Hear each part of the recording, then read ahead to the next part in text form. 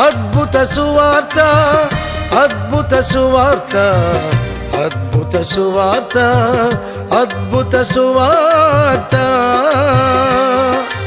ఆశ్చర్యకరుడు, ఆలోచనకర్త, ఆశ్చర్యకరుడు, ఆలోచనకర్త, ప్రభు యేసు వార్త, రక్షణ సువార్త, ప్రభు యేసు వార్త, రక్షణ సువార్త.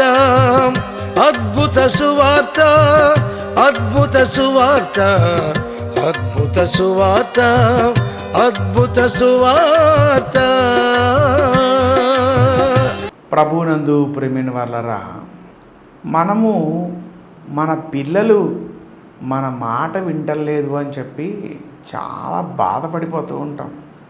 అయ్యో, వాళ్ళ ఇష్టానుసారంగా వాళ్ళు నడుస్తున్నారు, అసలు నా మాటకి విలువ లేదు, మేము మా పిల్లలకి తల్లిదండ్రులుగా కాదు, ఏదో ఒక పని వాళ్ళలాగా, ఒక యంత్రాల వలె, మిషన్లాగా మేము పనిచేస్తున్నాం, మా కష్టాన్ని గుర్తించట్లేదు, మా ప్రయాసకి తగినటువంటి ఫలితం కలగట్లేదు, వాళ్ళు తమ ఇష్టానుసారంగా వెళుతున్నారు, అనవసరంగా మేము పిల్లల్ని కన్నామేమో అని మనం బాధపడిపోతూ ఉంటాం. ఇది చాలామందిలో ఉన్న సమస్య. ప్రశ్న: మన తల్లిదండ్రుల మాట మనం విన్నామా? వాళ్ళకి మనం లోపడ్డామా? జవాబు చాలామందిలో లేదు అనే వస్తుంది. కొంతమంది లోబడి ఉండవచ్చు, చెప్పిన మాట విని ఉండవచ్చు, కానీ కొన్నిసార్లు అజ్ఞానంగా, అవివేకంగా, దుడుకుతనంతో, సొంత ఆలోచనతో తీసుకునేటువంటి నిర్ణయాల వలన నీ భవిష్యత్తు గూర్చినటువంటి ఆలోచన లేకుండా ముందుకి దూసుకొని వెళ్ళిపోవడం ద్వారా, ఎవరి సలహా సంప్రదింపులు నువ్వు పాటించినందువలన, దేవుని నడిపింపు దేవుని చిత్త ప్రకారంగా కాకుండా ఇష్టానుసారంగా వెళ్ళడం వలన కొంతమంది జీవితాలు చీకటమయంగా ఉండుండొచ్చు, లేదా అశాంతి అలజడిలో ఉండొచ్చు. మన పిల్లలు మన మాట వింటలేదని ఎంత బాధపడుతున్నామో, మనము దేవుని మాట వినలేదని దేవుడు కూడా బాధపడుతున్నాడు. దాన్ని మనం గుర్తించాలి. మన కన్న తల్లిదండ్రులు కొంతవరకు ఉంటారు, కానీ దేవాది దేవుడు యుగ యుగాలు ఉండువాడు. ఆయన సదాకాలం ఉండు తండ్రి. మనం చనిపోయిన తర్వాత ఏం జరుగుతుంది అని భావిస్తే, ఎవరైతే దైవకమైనటువంటి భక్తి మార్గం నడుస్తారో వారు యుగ యుగాలు ఆ పరలోక రాజ్యములో ఆయన సన్నిధానములో ఉంటారు. ఈ ఆత్మ సదాకాలము ఆ పరమాత్మలో లీనమై ఎంతో నెమ్మదిని కలిగి ఉంటుంది. అక్కడ ఆకలి దప్పికలు ఉండవు. అక్కడ ఏ రకమైనటువంటి భేదాలు భేషజాలు ఉండవు. ఆ ఆనందపురము, ఆ విశ్రాంతిపురములోకి వెళ్ళాలి అని అంటే మనము ఆయన మాట వినాలి. దేవుడు కూడా తన బాధని తాను చేసిన సృష్టికి తెలియచేస్తూ ఉన్నాడు. ఇది ఇంకా బాధాకరం. మనం వాళ్ళకి వీళ్ళకి వెళ్ళి చెబుతాం. ఇదివరకు ఇంట్లో ఉన్నటువంటి విషయాలు ఆ ఇంటి పెద్దలతోనే ముచ్చటించుకునేవాళ్ళు, మాట్లాడుకునేవాళ్ళు, పరిష్కరించుకునేవాళ్ళు, అయిపోయేది. కానీ ఇప్పుడు ప్రతి చిన్న విషయం కూడా, నట్టింట్లో విషయాలు కూడా నెట్టింట్లోకి వెళ్ళిపోయినాయి. మెట్టినిల్లు పుట్టినిల్లు పక్కకు పోయినాయి, మెట్టినిల్లు పుట్టినిల్లు పక్కకు పోయినాయి. కానీ ప్రతి వాళ్ళ దగ్గర నెట్టిల్లు ఒకటి ఉంది, అది ఇంటర్నెట్. సోషల్ మీడియాలోకి వెళ్ళిపోతున్నాయి మన భాగవతాలు, మన విధయాలు, మన విధి విధానాలు, మన పరిస్థితులు. అది ఇంకా భయంకరమైనటువంటి అంశం. లోగుట్టు బయటికి వెళ్ళిపోయింది. కానీ ఇక్కడ దేవుడే చాలా వేదనతో మాట్లాడుతూ ఉన్నాడు. యెషయా మొదటి అధ్యాయము 2వ వచనంలో మనం గమనిస్తే యెహోవా మాటలాడుచున్నాడు. ఆకాశమా ఆలకించుము, భూమి చెవియొగ్గుము. నేను పిల్లలను పెంచి గొప్పవారినిగా చేసి తిని వారు నా మీద తిరగబడి ఉన్నారు. ఇంతకంటే బాధకరమైన మాట ఏముంది చెప్పండి? ఆకాశమా ఆలకించు, భూమి చెవియొగ్గు. నేను పిల్లలను పెంచి గొప్పవారినిగా చేసి తిని వారు నా మీద తిరగబడి ఉన్నారు. ఎద్దు తన కామందు నెరుగును, గాడిద సొంతవాని దొడ్డి తెలుసుకొనును. ఇశ్రాయేలుకు తెలివిలేదు, నా జనులు యోచించరు.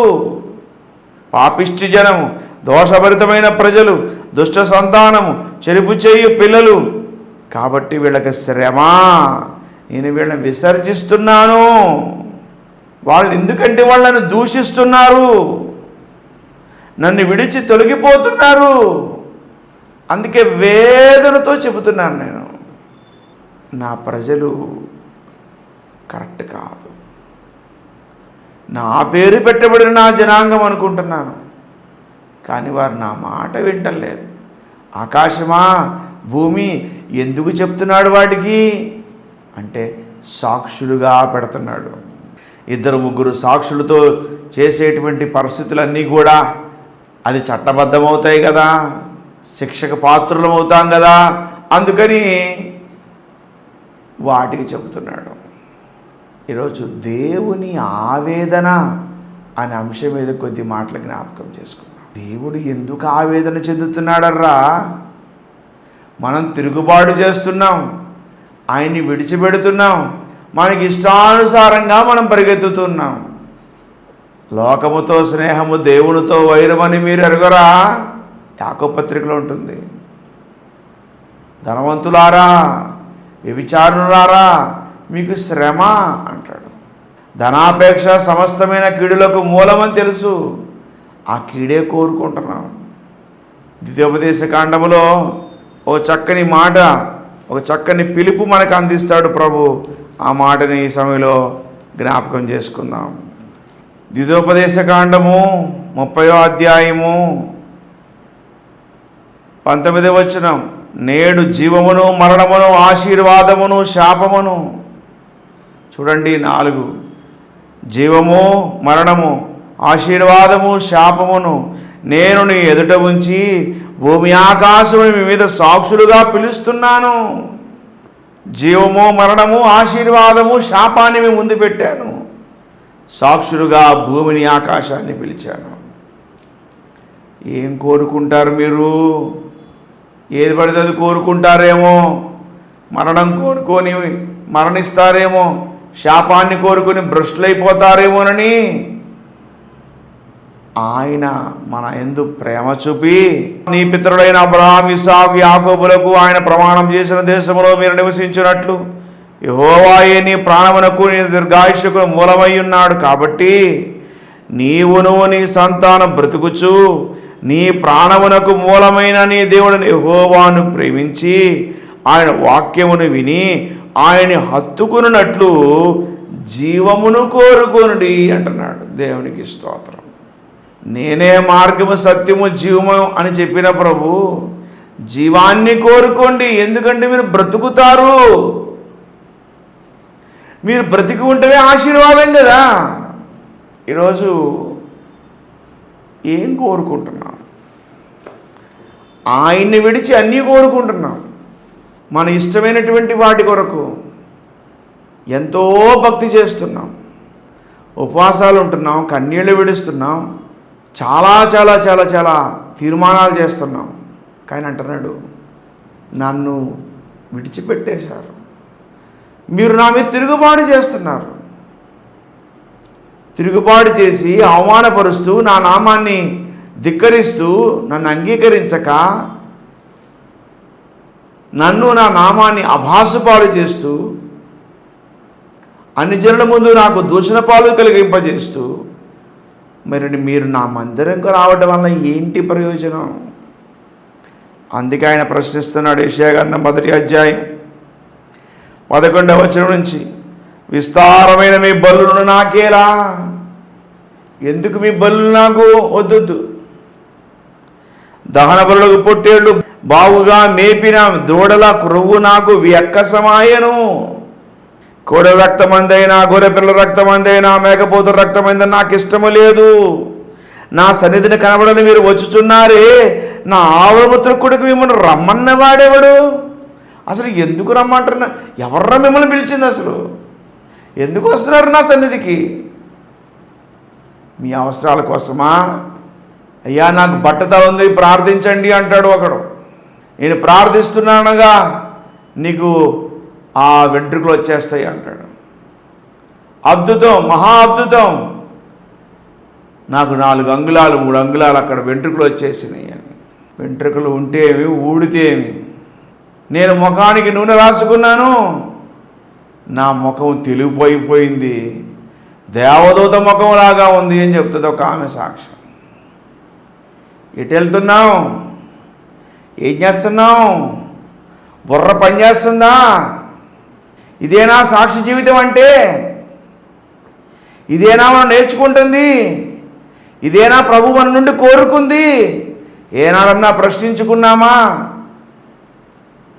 బలహీనులు ఉన్నంత వరకు బలవంతులు అణిచివేస్తూనే ఉంటారు.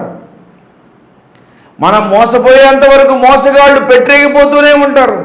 ఎందుకంటే మోసం చేయటం వాడికి అలవాటు. ఎంత ఘోరమైన పరిస్థితిలో ఉన్నాం. ఆయన మాట్లాడుతున్నాడు, మీ బలులు నాకొద్దు, మీ కానుకలు నాకొద్దు. అసలు మీరు నా సన్నిధికి ఎందుకు వచ్చారు? గెట్ అవుట్ అంటున్నాడు ఆయన. మీ నైవేద్యము వ్యర్థం, అది నాకు అసహ్యం పుట్టించు ధూపార్పణం, అది తేవద్దు. అమావాస్య, విశ్రాంతి దినము, సమాజకూట ప్రకటనలు జరుగుతున్నాయి. పాపుల గుంపు కూడిన ఉత్సవ సమాజం ఓర్చజాలను. ఆశీర్వాద భోజనం, ప్రేమ విందు. ఈనాడు విందులు వినోదాలు ఎక్కువైపోయినాయి, బిర్యానీలు ఎక్కువైపోయినాయి, పలావులు ఎక్కువైపోయినాయి, పోటు ఎక్కువైపోయింది. దానికి తోడు జబ్బులు కూడా ఎక్కువే అయినాయి. ఆ ఉత్సవాలు వద్దు నాకు, ఆ విందులు వద్దు నాకు, వాటిని సహించలేకుండా ఉన్నాను. నేను లేకుండా మీరంతా కార్యక్రమాలు జరిగించుకుంటున్నాను, నాకు అవమానం వస్తుంది. నా ఆవేదన అర్థం చేసుకుంటారా? మీ పిల్లలు మీకు మాట వింటలేదని మీరు ఎంత బాధపడుతున్నారో, మీరు నా మాట వింటలేదని నాకు అంత బాధ ఉంది. మీ అమావాస్య, ఉత్సవములు, నియామకాలములు నాకు హేయములు, అవి నాకు బాధాకరములు. పౌర్ణమి పండుగలు, అమావాస్య పండుగలు అయిపోయినాయి. అమావాస్య ప్రార్థనలు, పౌర్ణమి ప్రార్థనలు అయిపోయినాయి. ప్రియులారా, కొట్టుకొని పోకండి. రెల్లువలే అటు ఇటు కొట్టుకొని పోవద్దు. స్థిరమైన పునాదిని వాక్యం మీద మన జీవితాలు మనం కట్టుకోవాల్సిన వారమై ఉన్నాం. మనము చీడగా పీడగా ఉండకూడదు, కానీ ఆయనకి మహిమ తీసుకొచ్చేవారుగా మనం ఉండాలి. జాగ్రత్త.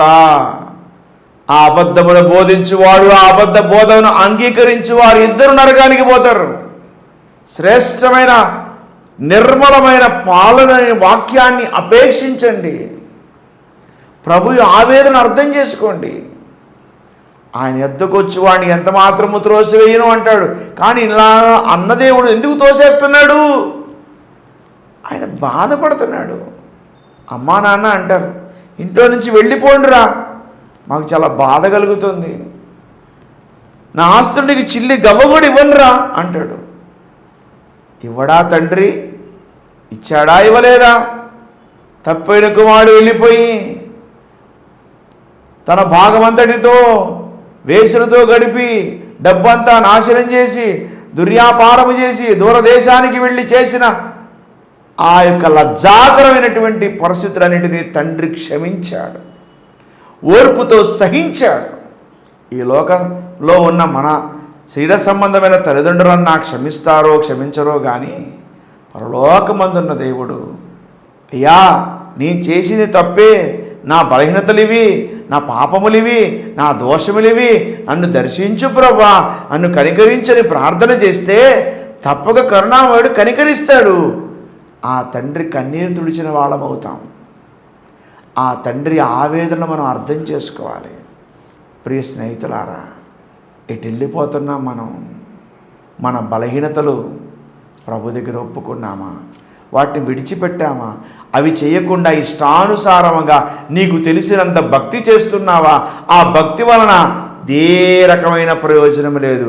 అది బూడిదలో పోసిన పన్నీరే అవుతుంది.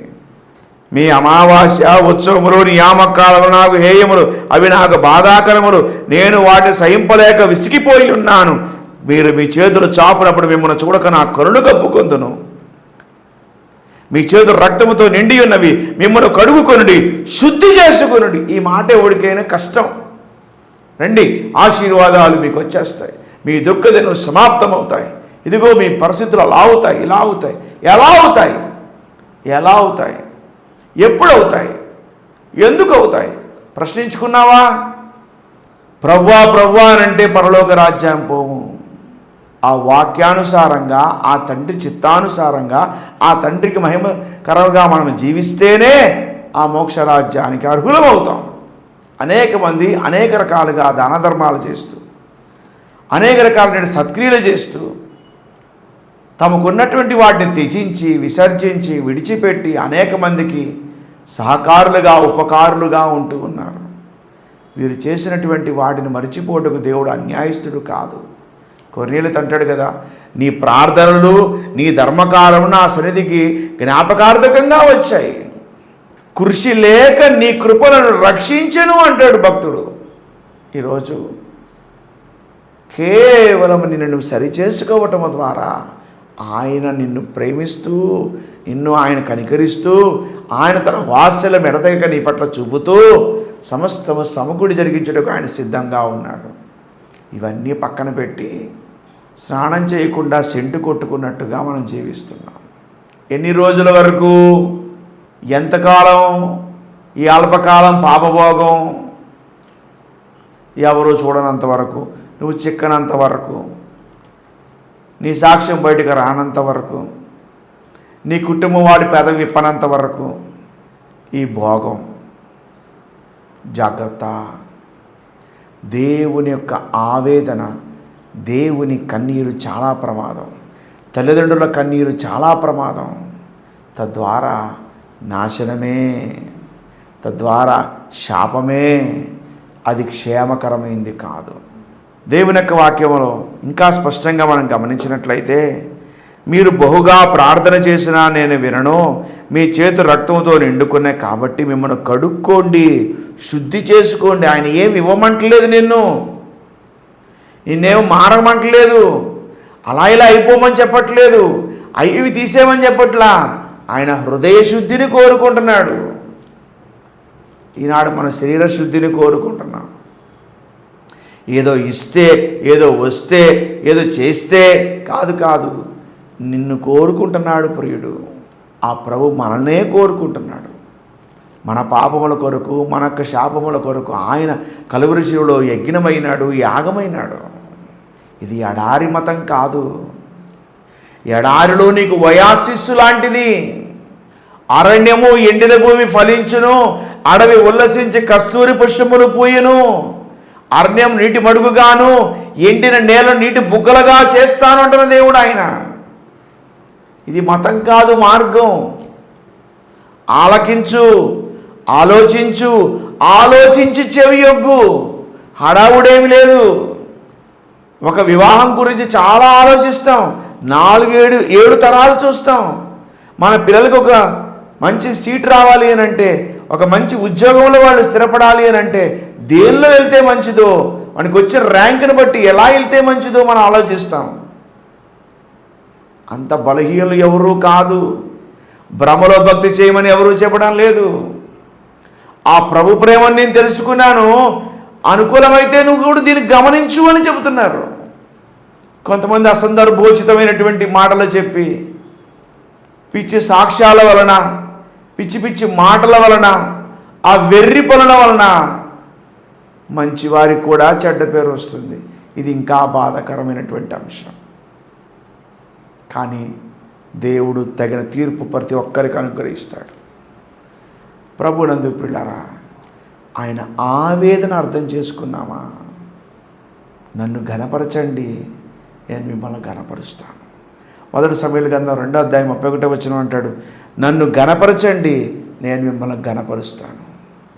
నాకు లోబడండి, నేను మీకు సహాయం చేస్తాను. కీర్తన గ్రంథం 37వ అధ్యాయం 5వ వచనం చాలా వివరంగా రాయబడింది. నీ మార్గం యెహోవాకు అప్పగించుము, నీవు ఆయన నమ్ముకొనుము, అమ్ముకోవద్దు, నమ్ముకొనుము, అప్పుడు ఆయన నీ కార్యము నెరవేర్చును. తప్పక నీ జీవితంలో కార్యం నెరవేరుస్తాడు. ఆయన నీ హృదయవాంఛ నెరవేరుస్తాడు. యెహోవాని బట్టి సంతోషించు, ఆయన నీ హృదయవాంఛ నెరవేర్చును అని ఉంది వాక్యంలో.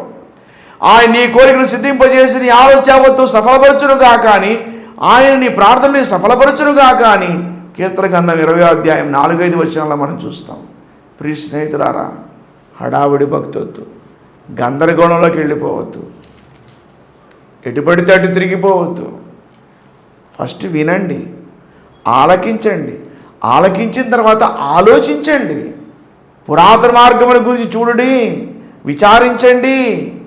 మేలు కలుగు మార్గం ఏదని అడిగి అందులో నడుచుకోండి, విచారించండి, అప్పుడు మీకు నెమ్మది కలుగుతుంది అని ఇర్మియా గ్రంథం 6వ అధ్యాయంలో కూడా మనం చూస్తాం. నీవు నా మాటలు ఆలకించడం ఎంతో కోరుతున్నాను, ఆలకించినట్లా నీ క్షేమం నది వలె, నీ నీతి సముద్ర తరంగం వలె ఉంటుంది అంటాడు. యెషయా గ్రంథం 48-49 అధ్యాయాలు మనం ధ్యానం చేసినప్పుడు, ఈరోజు ఆయన ఆజ్ఞలను ఆలకించండి, ఆయనకు లోపడండి, ఆయన దగ్గర సాగిలపడండి, ఆయన చెప్పే మాట వినండి, వాక్యాన్ని విశ్లేషించండి, ప్రార్థించండి, ప్రభువుకు దగ్గరగా జీవించండి. తప్పక సత్య సమాధానములు మీకు సమృద్ధిగా కలగడానికి దేవుడు సహాయం చేస్తాడు. ప్రభునందు ప్రియులారా, ఆ ప్రభు ఆవేదన గమనించండి. లోపలలోని ప్రజల వైపు దినమెల్ల ఇంకా ఆయన చేతులు చాచి పిలుస్తూనే ఉన్నాడర్రా.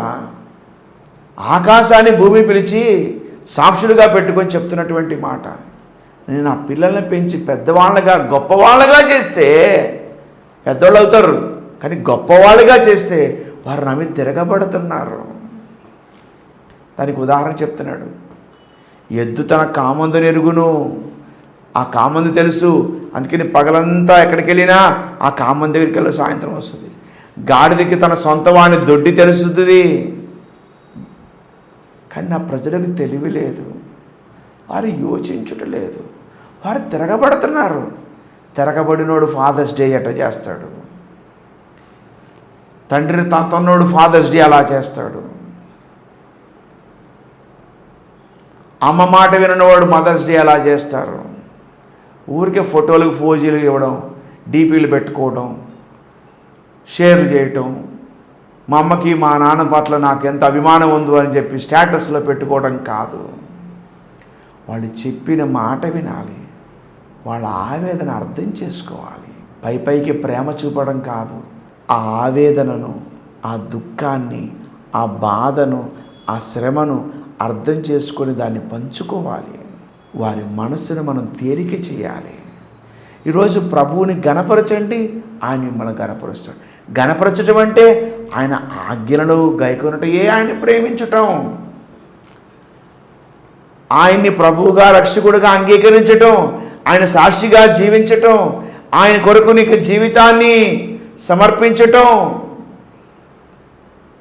మీ బలులు, మీ కానుకలు, మీ నైవేద్యాలు నాకు వద్దు, అవి తీసుకురావక్కర్లేదు, వాటిని సహించలేకపోతున్నాను, విసిగిపోయాను, అవి నాకు అసహ్యం పుట్టిస్తున్నాయి అంటున్నాడు ఆయన. పడుపు వృత్తి చేయకూడదు, కానీ పడుపు వృత్తిలో 10వ భాగం, లంచం తీసుకోకూడదు, దానిలో 10వ భాగం, అవి మీకు ఇంకా ఉరి అవుతాయి. ఆయన దగ్గర బేరసారాలు చేయమాకండి, బేరాలు పెట్టమాకండి. అది చేస్తే నీకు ఇది ఇస్తాను, ఇది ఇస్తాను, అవి ఇస్తాను, ఇవి ఇస్తాను. ఏమి ఇవ్వగలం మనం శ్రీమంతుడైన దేవునికి? ఆయన అన్నాడు, విస్తారమైన మీ బళ్ళు నాకెందుకు, వెండి నాది, బంగారం నాది, 1000 కొండల మీద పశువులన్నీ నాయి. సర్వశక్తివంతుడైన దేవుడు తప్పక సమృద్ధిని ఇస్తాడు, అడుక్కోవాల్సిన అవసరం లేదు. ఆయన నమ్మిన బిడ్డలు ఎప్పుడు విడవని ఎడబాయిన దేవుడు, ఆయన సమయోచితమైన సహాయం చేస్తాడు, ఆశ్చర్యకరమైన సహాయం చేస్తాడు. ఇశ్రాయేలుకు సహాయం వేరొక దిక్కు నుండి వస్తుంది. నమ్మి విశ్వసించండి. తండ్రి ఆవేదనను అర్థం చేసుకుందాం, దేవుని ఆవేదనను అర్థం చేసుకుందాం. అయ్యా నేను బాధ పెట్టాం, క్షమించండి. చాలా ఇబ్బంది పెట్టాం, క్షమించండి. ఒప్పుకుంటున్నాం ప్రభా. హోషేయ గ్రంథం 14వ అధ్యాయం 1 నుండి 5 వచనాల్లో మేము నీవే మా బలమని, నీవే మా శక్తి అని మా యొక్క వాటితో చెప్పాం. మేము మా పనులకు చెప్పాం. మా చేతులే మా బలం అనుకున్నాం. మాకు ఉన్న పరిస్థితులే గొప్ప అనుకుంటున్నాం. తప్పయ్యా, మేము గుర్రాలెక్కి పారిపోయాం, వడిగల గుర్రాలెక్కాం, క్షమించు. మితిమీరిన కోరికలతో పరిగెత్తాం, క్షమించయ్యా. నీవు రానుద్దేశించినడలా నా యుద్ధకే రావాలను అంటాడు. తప్పైన కుమారుడు తిరిగి తిరిగి తిరిగి పందులు కాసే ఉద్యోగంలోకి వెళ్ళి పందుల్ని మేపి ఆఖరికి ఆకలయ్యి పందులు తినే పొట్టుతో తన పొట్ట నింపుకోవాల్సి వచ్చి అనేక రకాల వేదనలు, హింసలు, అవమానాలు పడి పిచ్చోళ్ళలాగా సర్వం కోల్పోయి తండ్రి చెంతకు వస్తే తండ్రి త్రోసివేయలా క్షమించాడు, శుద్ధి చేశాడు, ప్రేమ చూపాడు. మళ్ళీ తిరిగి ఆ ప్రేమకు నిర్వచనంగా తన కుమారుని నిలబెట్టాడు. ఈరోజు పరమ తండ్రి మనల్ని ప్రేమిస్తున్నాడు. ఆయన బాధపడుతున్నాడు. నా బిడ్డలు యంత్రాల్లా మారిపోయారు, పిచ్చివాళ్ళలాగా మారిపోయారు. ఫోన్ స్మార్టే, కానీ మనం స్కెల్టన్లా తయారైపోయాం, అస్థిపంజరాలం అయిపోయాం. ఆ స్మార్ట్ ఫోన్కి బానిసలం అయిపోయాం. సమయం వృధా, కుటుంబం పట్టించుకోవడం లేదు, పనులు మానేసాం, అన్ని వాయిదాలు, అంతా సోమర్తనం, అంతా పోస్ట్ పోన్ మెంటాలిటీ. జాగ్రత్త దేవా, అన్నీ పోస్ట్ పోన్ చేసుకుని వెళ్తున్నామేమో, పోస్ట్ మార్టం అవుతాం ఒక రోజు. జాగ్రత్త. ఆయన మొత్తం సరిచేస్తాడు, లెక్క తెలుస్తాడు. నేను భయపడతానని చెప్పడంలా, దేవుని ఆవేదనను అర్థం చేసుకోవాలని తెలియజేస్తున్నాను.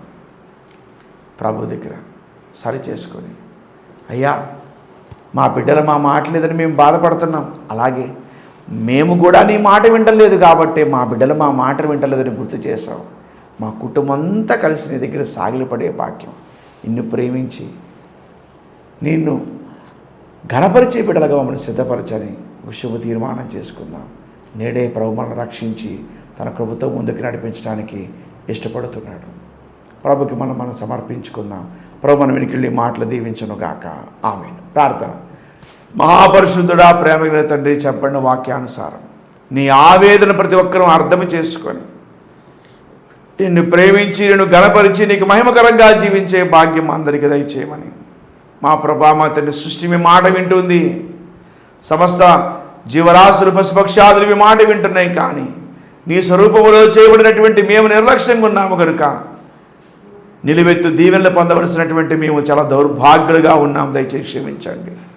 ప్రతి ఒక్కరు తమ తాము సరి చేసుకుని నీ కృపలో నీ దయలో అడుగులు ముందుకు వేటకు సహాయం చేయమని, ఈ కార్యక్రమాన్ని వీక్షిస్తున్న ಎಲ್ಲరినీ మీరు ఆశీర్వదించి నీ కృపకు పాత్రులుగా చేయమని వేడుతూ ప్రార్థిస్తున్నాం. మా ప్రభా, మా దేవా, ఈ కార్యక్రమాన్ని స్పాన్సర్ చేసిన ప్రియదాసుడు ఆర్సి రామయ్య గారిని, సతీమణి మా ప్రభా హైమోది గారిని, వారికి ముగ్గురు బిడ్డల కుటుంబాలు మీరు దీవించి ఆశీర్వదించి నీ కృపకు పాత్రులుగా చేయమని కోరుతూ యేసు పరిశుద్ధ నామములో స్తుతించి ప్రార్థించడానికి వేడుకుంటున్నాము తండ్రి. ఆమె తండ్రి, కుమారు, శుద్ధాత్మ త్రియేక దేవుని జీవించిన సదాతోడే సమస్త విషయంలో జయమిచ్చి జాయి చేతులతో ముందుకు నడిపించును గాక. Amen. Amen. Praise the lord. ఆలోచనకర్త, ఆశ్చర్యకరుడు, ఆలోచనకర్త, ప్రభు యేసు వార్త, రక్షణ సువార్త, ప్రభు యేసు వార్త, రక్షణ సువార్త, అద్భుత సువార్త, అద్భుత సువార్త, అద్భుత సువార్త, అద్భుత సువార్త.